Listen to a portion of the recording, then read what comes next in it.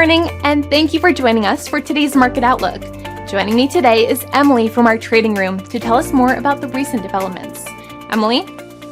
The Federal Reserve is likelier than not to deliver a second 50 basis point interest rate cut in November, traders expect, after a government report showed US inflation has cooled to a pace nearer to the central bank's 2% goal. Treasury yields and the dollar fell, while the Dow registered a record closing high as a subdued US inflation report lifted expectations of an outsized interest rate cut at the Federal Reserve's November policy meeting. A global stock index also reached a record high, helped by China's stimulus boost, and European shares posted an all-time high close. About 24% of crude oil production and 18% of natural gas output in the US Gulf of Mexico was shut in response to Hurricane Helene, the US Bureau of Safety and Environmental Enforcement said.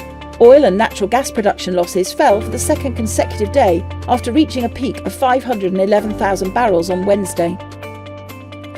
The dollar-yen pair traded sideways in the last session. The ROC is giving a positive signal. The Bitcoin-dollar pair traded sideways in the last session.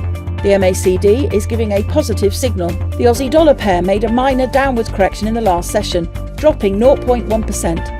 The ROC is giving a positive signal. The oil-dollar pair skyrocketed 1.9% in the last session.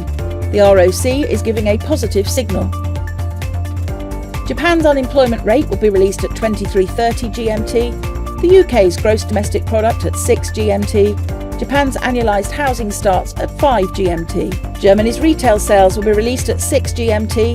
The US Dallas Fed Manufacturing Business Index at 14:30 GMT. Germany's harmonised index of consumer prices at 12 GMT. We hope that you've enjoyed our Monday's financial review. On behalf of all of us here, we wish you a productive trading day. Be sure to log in tomorrow morning for the latest news and events from the financial markets.